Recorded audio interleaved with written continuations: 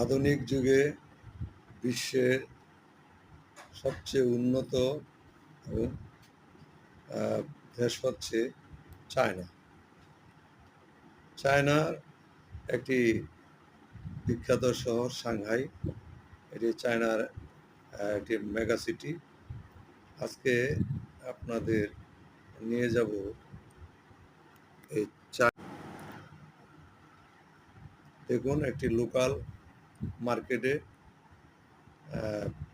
তাদের জীবনযাত্রা কেমন, তাদের খাদ্য চয়েস কেমন, তাদের